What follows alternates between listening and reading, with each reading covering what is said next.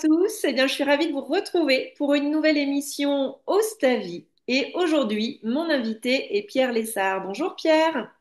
Bonjour Nathalie, je suis heureux d'être avec toi et avec tous les auditeurs ce matin. Pour moi, c'est le matin. Et oui, parce que tu es au Québec. Tu es à Québec? Tu es où exactement? Actuellement, je suis 60 km au nord-ouest de Montréal. D'accord. Mais je crois que tu passes la moitié de ta vie en Europe, en France, et l'autre moitié voilà, au Québec. Exactement, je viens de rentrer il y a 10 jours, là, après 3 mois en France, particulièrement, surtout en France. Un petit week-end en Suisse, un petit week-end en Belgique, mais surtout en France, ouais. Ouais. Alors, pour te présenter, tu es auteur, enseignant et guide spirituel. Depuis déjà plus de 20 ans, tu enseignes aussi les soins énergétiques au Canada, justement, et en Europe, grâce à cette approche dense de l'énergie. Donc, tu fais des conférences, des ateliers, des formations. Et tu es vraiment là pour, en fait, j'ai envie de dire, faire le lien, en tout cas, pour favoriser cette ouverture du cœur et de la conscience.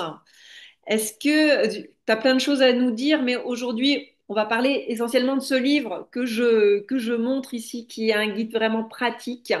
Éveillez votre pouvoir de guérison pour harmoniser justement votre cœur et votre esprit pour retrouver un bien-être complet aux éditions Le Lotus et l'éléphant. Il est en format poche, mais peut-être que tu aurais envie de te décrire un petit peu plus, hein. J'ai été assez sommaire sur ta présentation. Qu'est-ce que tu aurais envie de nous partager?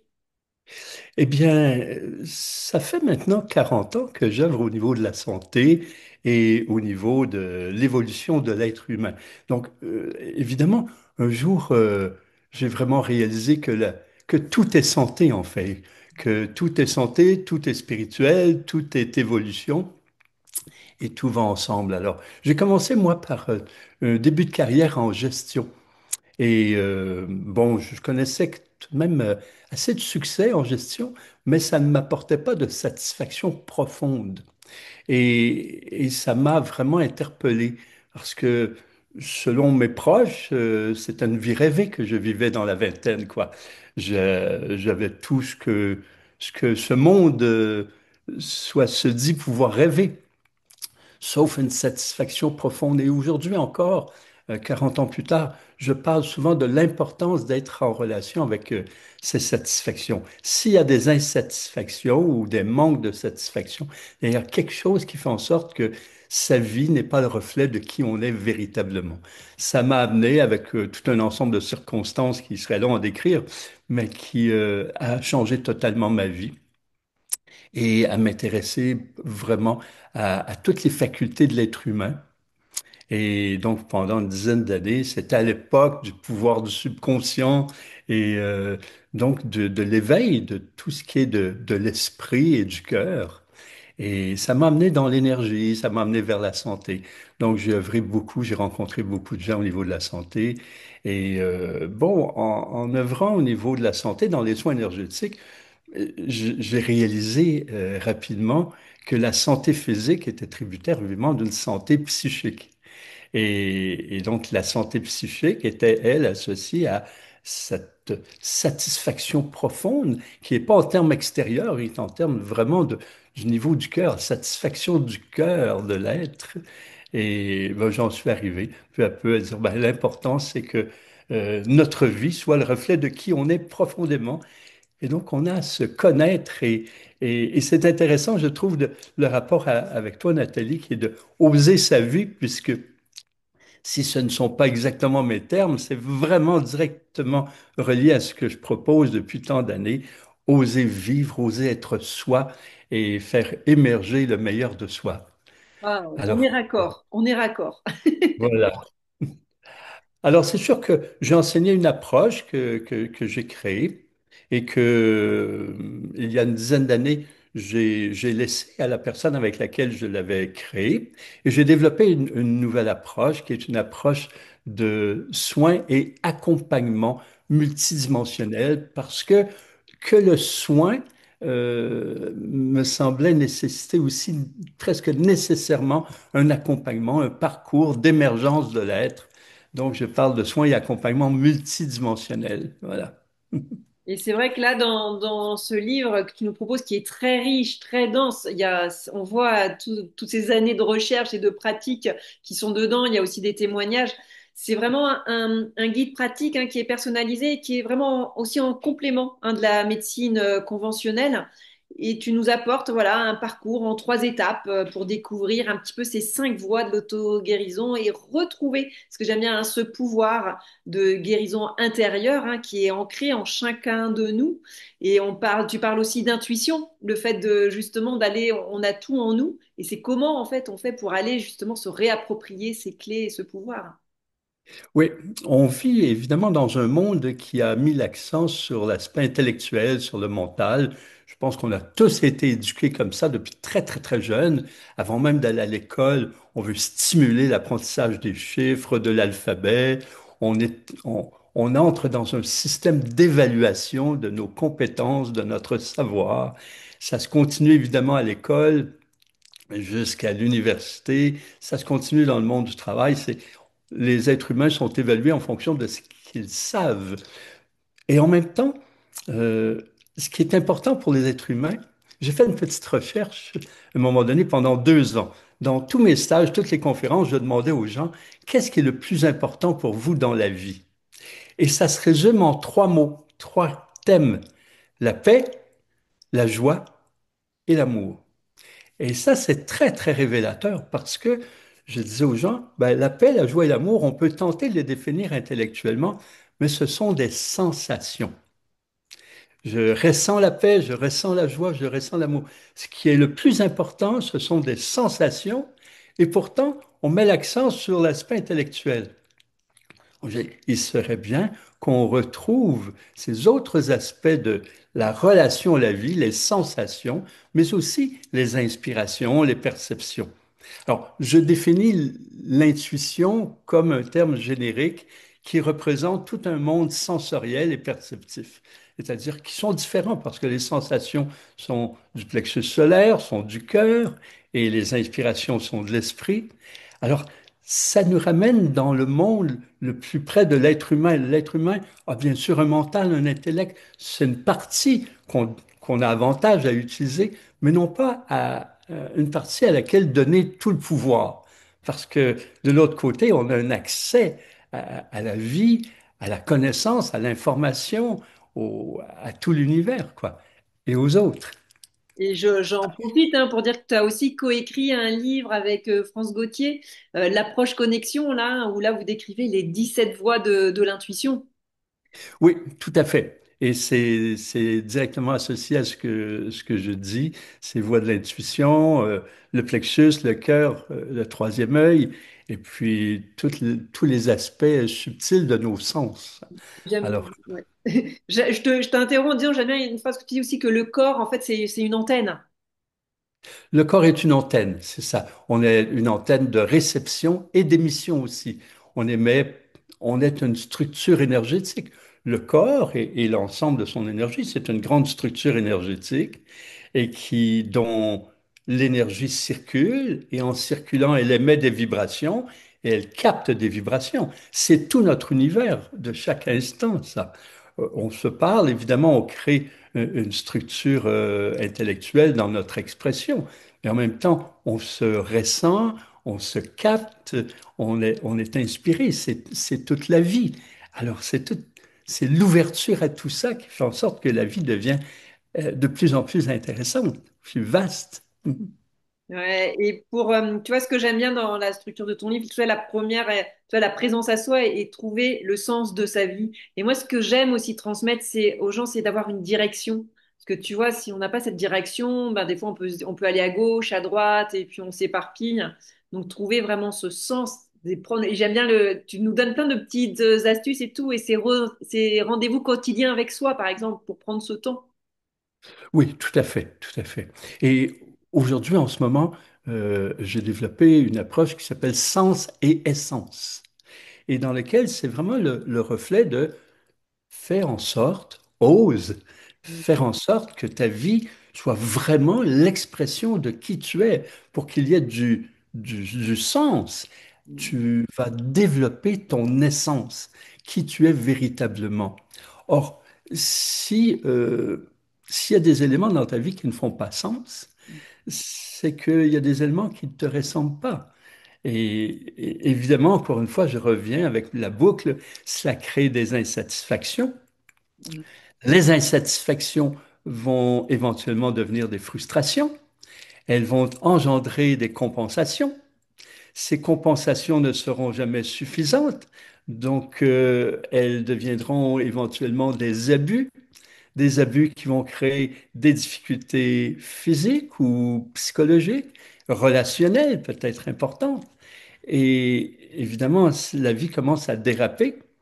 On a des difficultés avec tout un ensemble de situations, de personnes, professionnellement, personnellement. Et là, la personne peut se sentir victime de la vie, alors que les premiers signaux étaient au niveau de son insatisfaction. Et par la suite, eh bien, les difficultés émotionnelles, par exemple d'émotions lourdes, comme les douleurs physiques, ben, sont pour moi maintenant des messagers. Je me rappelle, il y a longtemps, je les appelais des saboteurs. Ils viennent saboter notre vie. Et aujourd'hui, je, j'observe que non, ils ne sabotent notre vie que si on les laisse nous envahir et nous contrôler. Mais au contraire, ils viennent nous livrer un message. Chaque douleur physique, comme chaque douleur émotionnelle, vient nous dire, il y a quelque chose dans toi, dans ta vie qui ne va pas. C'est pour ça que c'est pas en équilibre. La douleur est l'expression d'un déséquilibre. Et donc, la douleur ou le malaise, l'inconfort, le déséquilibre vient me dire, il y a quelque chose à transformer dans ta vie. J'adore. C'est exactement le message que je donne. Donc, tu vois, voilà, c'est vraiment de se dire que ces émotions, elles ont, c'est un signe ou un signal, ou, mais vraiment ce côté messagère pour dire qu'il y a quelque chose à transformer. Et après, ben voilà, ça, c'est à nous de mettre les choses en place. Mais c'est vraiment un beau message que tu transmets et que j'aime donner. Alors un jour, j'ai créé une approche. Tu l'as vu, on se dit-tu, Nathalie, ça compte, oui. Oui. Alors, j'ai créé une approche qui s'appelle le dialogue avec les cellules. Et aujourd'hui, chaque jour, des milliers de personnes, un peu partout dans le monde, vivent cette approche. Alors, je te raconte comment ça s'est créé. J'étais j'ai travaillé 25 années avec Guy Corneau. J'ai rencontré Guy par un concours de circonstances où il était venu dans un groupe intime que j'ai créé. Et puis, on est devenus instantanément des amis, comme des âmes sœurs qui se reconnaissent. On a commencé à réinventer le monde ensemble, à philosopher, à vivre de bons moments ensemble. Et, euh, et c'est là qu'on a créé cœur.com. Je pourrais en reparler éventuellement. Et puis, un jour, à travers le processus, Guy, dans une analyse habituelle pour la santé, un bilan de santé habituel, se fait dire qu'il a un cancer grade 4 au niveau de l'estomac, un peu au niveau des poumons. Alors, Guy choisit donc un protocole plus classique, un protocole naturopathique et un protocole énergétique et spirituel. Et donc, je suis avec lui très souvent. Et puis, un jour, je suis auprès de lui pour lui faire un soin. Et là, je reçois l'inspiration de cette guidance que je nomme dialogue avec les cellules, où je l'amenais profondément dans la détente, puis à converser intérieurement avec ces cellules pour recevoir de ces cellules qui sont conscientes, intelligentes, recevoir évidemment qu'est-ce qu'il avait à transformer. Alors la réponse à ça, qu'est-ce que tu as transformé? Et tout un jeu d'union profonde avec les cellules, un jeu très, très joyeux intérieur. Guy s'est guéri en 3 mois et, euh, et un matin, je suis allé le voir. On était voisins, on avait installé nos maisons dans la forêt, l'un à côté de l'autre. Je suis allé le voir, puis je lui ai dit, Guy, t'es totalement de retour dans la santé. Ce que tu as vécu, le processus qu'on a vécu, le protocole, on a à le partager. Et là, on a créé une journée qui s'appelle Vivre en santé. Et une journée qui est accessible à tout le monde, qui est vraiment faite pour tout le monde, où il n'y a pas de langage spirituel, il y a un langage que tout le monde peut comprendre. on a vu 20 000 personnes, dont environ 15 000 en France, à travers ces stages pendant 3 ans. Et de ces stages, on disait ceux qui veulent vraiment approfondir, on fait un parcours santé, une semaine ensemble dans un lieu et tout ça. Et on a vu là des milliers de personnes, on fait des groupes, il y avait une centaine de personnes à chaque fois. Et dans ça, on a fait le dialogue avec les cellules. Et on l'a même mis en scène, on a même fait un théâtre du dialogue avec les cellules, avec des participants qui jouent les cellules et qui jouent les cellules en difficulté, qui jouent les cellules saines, les cellules souches qui accourent. Et donc, ça a été extrêmement percutant. Ce dialogue avec les cellules, des médecins, des biologistes ont confirmé que sous une forme imagée, ça représente exactement ce qui se passe dans le corps. Et bon, finalement, je l'ai présenté dans ce livre, mais je le présente aussi, je l'offre aux gens sur le site, c'est parmi les guidances offertes. Et maintenant, je vais aussi le traduire en toutes les langues pour que ça soit présent. On ne peut pas garder pour soi un tel outil très, très joyeux. Et, euh, et voyons, est-ce que je voulais dire avec ça? Eh bien, le dialogue avec les cellules m'amène là à dire, tiens, cet été, ce que je veux construire actuellement, c'est, je veux faire le dialogue avec les émotions. Parce que mes émotions transmettent aussi un message que j'ai quelque chose à transformer. Dialogue avec les peurs, rencontre de mes croyances erronées, tu vois, ou rencontre avec les événements, les éléments qui sont récurrents. Parce que s'il y a une récurrence de quelque chose qui me rend mal à l'aise, c'est que là aussi, il y a un message. Et à travers tout ça, je me dis, mais on a plein de guides à l'intérieur de ça. J'appelle ça maintenant des guides intérieurs. Les douleurs physiques, psychiques, les croyances récurrentes et tout cela, ce sont mes guides intérieurs. Et les guides intérieurs qui sont associés à l'intelligence universelle, à la pure conscience, donc à mon esprit, qui font vibrer mon cœur. Donc tout est intimement interrelié. Bon, voilà, je parle. Ouais, Je mais c'est sais bien, pas. ça fait tellement du bien de t'entendre. Je pense que voilà, les personnes qui écouteront cette interview, ben voilà, prenez ce que vous avez à prendre et je mettrai de toute façon dans les commentaires le nom de ton site, comme ça les gens peuvent aller eh bien voir tout ce que tu fais, hein, parce que j'ai vu que tu avais plein de formations, bah, que t'étais, ce qui est bien, c'est que tu es aussi en France, parce que là je pense qu'il y aura plus de Français à regarder l'émission. Mais voilà, tout est bien détaillé, je suis allée voir, donc comme ça va être, ça donnera une bonne source d'inspiration. Et j'avais envie d'aller, parce que moi, il y a quelque chose que j'aime et que tu as écrit dans ton livre, c'est la puissance de l'intention. Oui. J'aimerais, est-ce que tu pourrais nous en parler? Oui, à travers mes expériences, parce que c'est pas à travers des études, mais c'est des recherches vraiment cliniques, c'est des recherches expérientielles qui m'amènent à réaliser que le pouvoir de l'être humain réside dans son intention, la qualité, la profondeur, la clarté, la pureté aussi de son intention, la justesse de son intention. Alors, par exemple, j'ai consacré beaucoup d'années de ma vie à la visualisation. Les premières 10 années, là, c'est vraiment à fond dans les visualisations. Et j'y ai cru totalement, et j'y crois encore. Et ça m'a amené à me ruiner totalement, à tout perdre dans ma vie, D'accord. parce que je n'avais pas réalisé que derrière la visualisation, qui est un modèle intéressant, il y a quelque chose de très important. L'intention qui propulse euh, cette visualisation. Donc, la visualisation est intéressante. Je dis, elle n'a pas de pouvoir profond en elle. Elle est intéressante dans sa relation avec l'esprit, parce que ce que je vois intérieurement, pour l'esprit, est identique à ce que je fais extérieurement. Donc, si je travaille avec des sportifs, j'ai une amie qui est une médaillée d'or, oui, qui travaille énormément et qui parle de la visualisation. Si je fais un mouvement, eh bien, mon esprit, si je le fais extérieurement ou si je le vois intérieurement, pour lui, c'est la même chose. Donc, c'est intéressant, cette relation. En même temps, quand c'est pour créer ma vie, alors là, il y a vraiment un besoin derrière d'une puissance et c'est l'intention. Donc, l'intention ne se crée pas comme cela.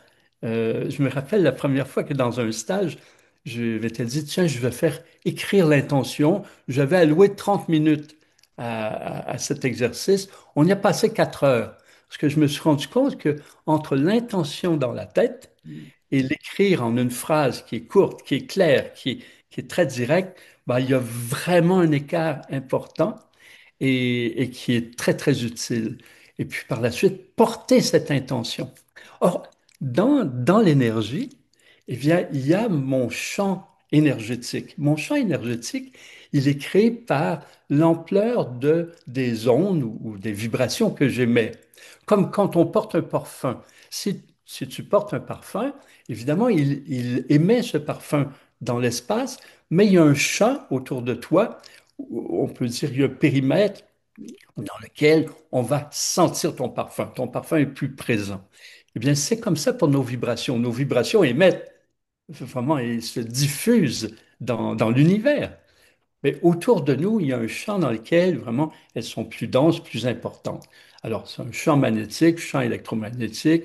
Alors, ce champ-là, il est important qu'il soit puissant parce qu'il propulse euh, mes intentions. Alors, il y a l'intention, il y a la puissance de l'être. Il faut ça, encore une fois, ose ta vie, sois engagé avec toi. Et concrètement, dans l'énergie, intensifie ton champ d'énergie.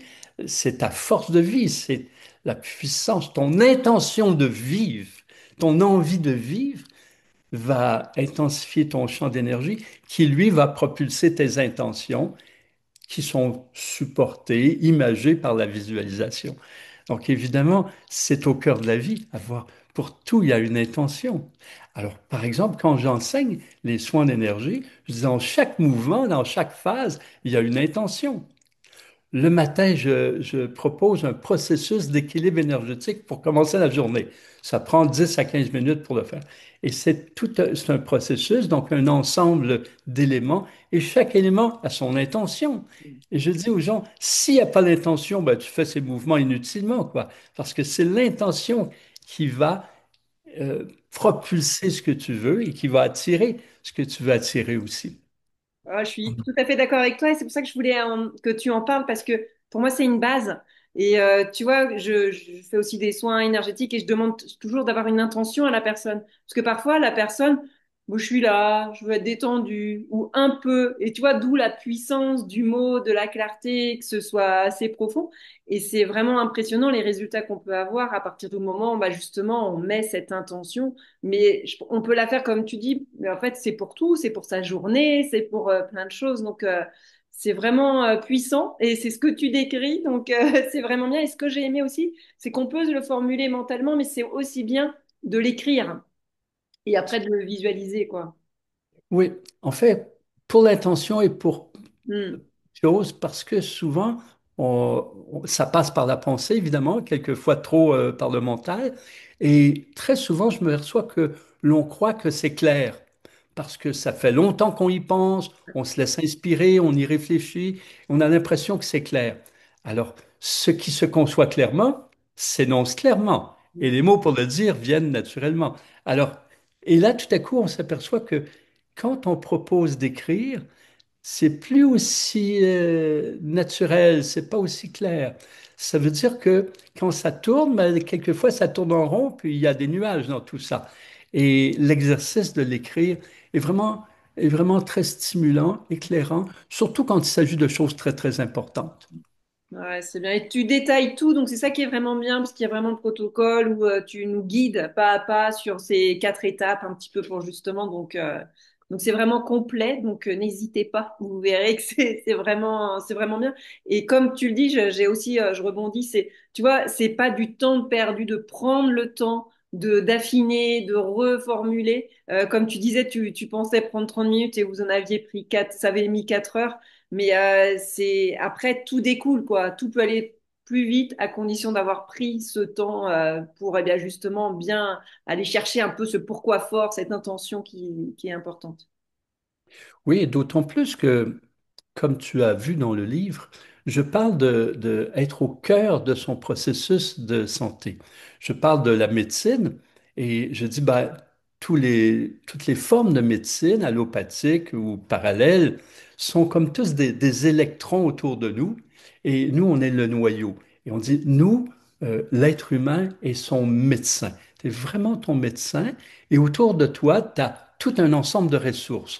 Alors, je propose de ne pas rejeter une ressource au profit d'une autre, c'est-à-dire pas rejeter la médecine conventionnelle au profit de la médecine énergétique, par exemple. Je trouve que toutes les médecines ont quelque chose à nous apporter, énergétique ou toutes parallèles avec la médecine conventionnelle, puis aussi toutes les approches psychologiques, puisque les difficultés physiques ont une source physique qui ont une source psychique. Alors, on entre tout cela dans la médecine. Et le médecin, le véritable médecin, c'est toi. Combien de fois on a pu explorer vraiment deux personnes qui ont exactement la même pathologie depuis le même temps, qui se manifestent exactement de la même façon? Évidemment, ils n'ont pas le même bagage. Et on s'aperçoit qu'une parvient à se guérir, à retrouver la santé, et l'autre non. Alors, c'est quoi la différence si elles suivent les mêmes protocoles? Alors, la différence, c'est évidemment l'être humain. Ce qui se passe en lui, oui, son intention, la joie, l'amour, la relation profonde qu'il a avec lui-même et avec la vie. Et donc, oui, tout ce temps qu'on prend avec soi, c'est du temps extraordinaire, c'est du temps de santé qui nous amène vers l'amour et la joie. Je disais à quelqu'un hier dans ce processus de sens et essence, qui disait, bah, j'ai un peu décroché du parcours. J'ai dit, bah, c'est un choix, mais c'est un choix d'engagement avec toi. Euh, le parcours t'amène au cœur de toi pour ton bonheur, par amour pour toi, pour ta joie profonde. Que tu décroches du parcours que je te propose, c'est pas grave pour moi, mais tu décroches de ton parcours vers ça, ça veut dire que tu délaisses au profit de ton quotidien qui t'amène partout, tu délaisses ce qui est important. Non? Tu t'en vas, tu veux le bonheur, tu veux la joie, tu veux vivre l'amour. Alors, c'est tout du temps intérieur, mais qui se vit partout dans toute la journée. Parce que les gens me disent, ben, je ne peux pas faire des rituels toute la journée. J'ai une vie à vivre. Et aujourd'hui, ce que je propose, oui, les enseignements, c'est intéressant. Oui, les rituels sont intéressants. Mais ce qui est vraiment le plus intéressant, c'est l'intégration au cœur de ta vie quotidienne, dans toutes tes relations, dans ton travail, tu vas manger. Tout est là. Ta vision de toi, ta relation avec la vie se vit continuellement partout et non pas que dans des rituels ou des exercices, quoi. Merci pour ce beau partage parce qu'effectivement, c'est ça, les gens disent oui, j'ai pas le temps de tout faire ces rituels.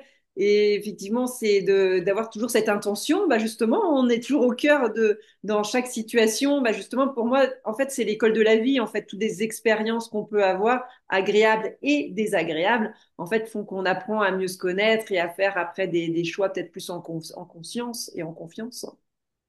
Oui, c'est ça, c'est ça. Et puis bon, la vie nous apporte, nous permet, je veux dire, de rencontrer plusieurs sources de joie. Et pour moi, c'est vraiment important, ces sources de joie, d'aller puiser consciemment dans ces sources de joie. Et les sensations de la vie, Mhm. elles font partie de ces sources de joie.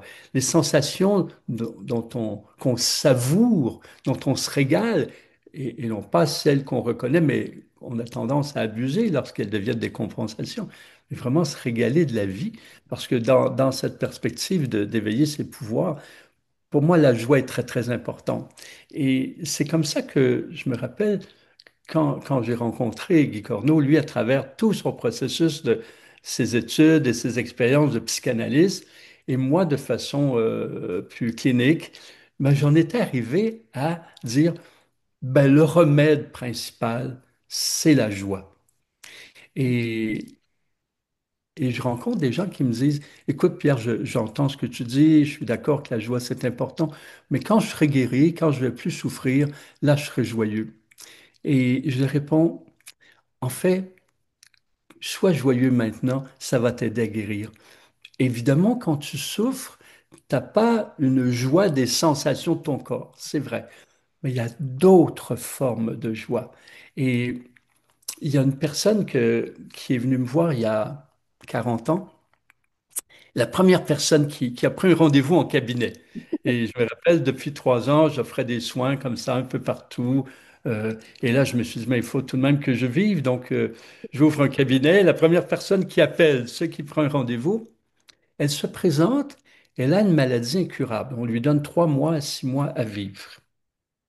Eh bien, cette personne, je lui parle presque chaque jour. Elle m'écrit presque chaque jour depuis 40 ans.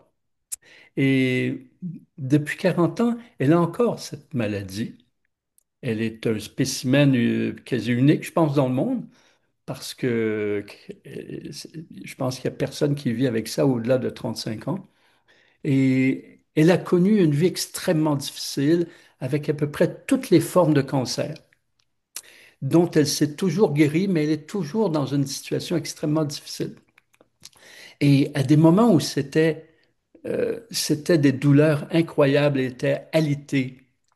Et je lui parlais au téléphone et tout à coup, elle se met à sourire en disant, oh, que c'est merveilleux, il y a un oiseau qui s'est posé sur ma fenêtre, tu vois. Et là, elle me disait, mais je me sens tellement choyé d'avoir toutes ces joies, malgré l'impossibilité pour moi d'avoir une vie normale. Et cette personne, elle m'a, en la suivant, en l'accompagnant, elle m'a enseigné tellement l'importance de toutes ces sources de joie pour tout le monde, mais encore plus quand il y a des souffrances physiques ou psychiques, de savoir aller à des sources différentes, comme les sources, le ressourcement, dans l'émerveillement, dans la contemplation ou la méditation. C'est quand même des sources de joie très, très importantes et qui sont là même si on est malade. Hmm. Je sais et je rejoins ce que tu dis parce que j'ai des personnes qui me disent oui, mais je peux pas. Je peux pas m'émerveiller, je n'arrive plus à sourire, même si comment faire, tu vois, pour ces personnes parce qu'elles disent oui, oui, bah j'entends bien ce que tu me dis là, comme tu disais, mais comment tu vas avoir ce déclic que quand tu es trop dans la souffrance, tu n'arrives même pas à avoir. Je ne sais pas s'il y a un remède ou s'il y a un déclic à leur transmettre, hein. Oui, alors Ouais. c'est peut-être d'explorer les différentes sources. Je suis le premier à dire, tu sais, quand tu souffres, imaginons que tu as une migraine incroyable et là, aller méditer, c'est extrêmement difficile, généralement. Quoique ça peut être utile si tu y arrives, mais c'est extrêmement difficile. Alors, peut-être que tu vas t'asseoir dans un jardin et regarder les fleurs, regarder les oiseaux. Et même si tu as la migraine, regarder peut être difficile pour certaines personnes dont la lumière provoque encore plus la migraine. Mais je donne un exemple. Ça peut être sentir, respirer les parfums des fleurs. Et c'est une joie sensorielle importante parce qu'on est sur Terre et on va aussi bénéficier de ce que la Terre nous offre. Souvent, sur Terre, on pose notre attention sur ce qui est épouvantable et c'est important qu'on le fasse pour changer les choses. Avec toutes ces guerres, ces gens qui souffrent, qui ont faim, etc. Il reste qu'il y a des choses aussi merveilleuses à chaque instant qui se passent autour de nous. À un moment donné, je me suis juste assis dans la foule et observé. Je me suis mis à observer des jeunes enfants qui courent partout et ils rient. Et là, je dis, ils rient pourquoi? Mais ils rient de l'effervescence. Ils rient de l'euphorie de leur propre course. Ils courent, ils rient. Tu les vois à la plage, ils courent, ils rient. Ça fait rire. Ils sont excités. Et ça, je m'aperçois que j'étais émerveillé et totalement nourri et ça donnait une joie à l'intérieur de moi. Et donc, même si, par exemple, quelqu'un souffre, ben, il est important qu'il aille vers ces différentes ressources qui sont peut-être plus faciles que d'autres. Ce que j'aime dans ce que tu dis, c'est d'aller se connecter en fait à ses sens, que ce soit aussi la vue, l'odorat, l'ouïe, et aussi la musique, tu vois, parce que tu en parles. Après, tu donnes vraiment plein de pratiques, et j'ai bien l'importance du chant, de la voix, des mantras. Ça aussi, je trouve que c'était très intéressant ce que tu nous partages. Oui, c'est ça. Maintenant, dans les groupes, on va chanter. En fait, on a toujours chanté. Mais j'ai observé la différence dans un groupe quand on fait un ou deux chants dans la journée versus pas de chant. Le chant nous ramène à nous, nous ramène au cœur de nous et nous unit aux gens qui sont autour de nous. Et l'union, c'est une source de joie. l'union aux autres. Donc, quand on est, quand on est malade et qu'il y a quelqu'un qui vient, qui arrive avec un verre d'eau, tout simplement, mais qui est dans une espèce de profonde bienveillance pour nous, eh bien, juste le regard que l'on peut avoir qui nous permet de ressentir dans notre cœur la relation. Ça n'a pas besoin d'être un amoureux, une amoureuse. Ça peut être un ami, même un étranger, mais qui a cette bienveillance. Eh bien, c'est une joie profonde de l'union des êtres humains. C'est une des raisons pour laquelle on est incarné, quoi. Et donc, c'est important de savourer, de se réjouir de des relations qui sont si naturelles quand on ne met pas de voile, quand on ne met pas de blocage. Voilà, merci pour ces beaux partages. Si tu avais un dernier message à transmettre, parce qu'on pourrait en parler pendant des heures, hein, c'est vrai que c'est tellement beau, Oui. mais qu'est-ce que tu aurais envie de transmettre aux personnes qui nous regardent aujourd'hui? Ben, je vais te faire sourire parce que je veux dire, c'est ose ta vie, ose vivre qui tu es. Et je ne le fais pas pour te faire plaisir, mais je le fais parce que c'est tellement au cœur de tout ce que je transmets pour la santé, dans un parcours d'évolution spirituelle. Ose connecter avec qui tu es, ce que tu es vibre dans ton bas-ventre, vibre dans ton cœur, vibre dans ton esprit. Ose accueillir, répondre et mettre en mouvement dans ta vie tout ce qui te stimule. Alors, sois en contact avec ce qui te fait vibrer et ose le mettre en place, l'exprimer dans ta vie. C'est ce qui est le plus important, c'est de être toi-même, éliminer tous les écarts qui font en sorte que tu ne seras pas en paix avec toi-même, retrouver une paix d'être toi. Ça va te permettre de oser te réjouir de la vie et tu vas retrouver un amour profond de ton être. Et quand tu t'aimes vraiment, ben, il est facile d'aimer les autres tels qu'ils sont. Parce que tu n'as plus d'attente, tu n'as qu'une ouverture pour être en relation. Donc oui, ose ta vie, ose entrer profondément dans ta vie, réponds à tes élans, tes pulsions de vivre. Ressens, c'est quoi ton élan de vie et réponds-y. Oh, merci, merci beaucoup. C'est beau tout ce que tu nous partages. Je remonte ton livre, Éveillé. Et c'est vraiment, voilà, en plus, ce qui est bien, c'est que le format, on peut le mettre dans le sac, on peut le lire, on peut, on peut aussi le prendre, je sais pas, moi j'aime bien le prendre des fois des livres, pas aller forcément de la page 1 à la dernière page. En fait, c'est aussi de suivre votre intuition et de vous dire, ah, qu'est-ce qui me donne envie de lire peut-être aujourd'hui un chapitre, une pratique qui résonne en vous. Voilà, c'est un livre qu'on met dans son sac, surtout l'été, c'est Oui. facile. On l'apporte, on l'ouvre n'importe où, Mm. parce qu'il n'y a pas de début, il n'y a pas de fin.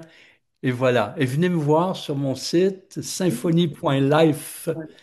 Alors, symphonie, la symphonie de la vie. Donc, nous unissons tous nos élans, toutes nos qualités, on se déploie ensemble, ça fait une symphonie, et c'est ça la vie. C'est pour ça symphonie.life, parce que vie en français n'était pas disponible comme point vie, ça n'existait pas. Alors, c'est life. Symphonie.life, venez nous voir. Et puis, ben, j'espère qu'on va se rencontrer, Nathalie, Bah oui. pour approfondir tout ce qu'on a en commun. Avec grand plaisir. En tout cas, merci pour ce beau moment de partage.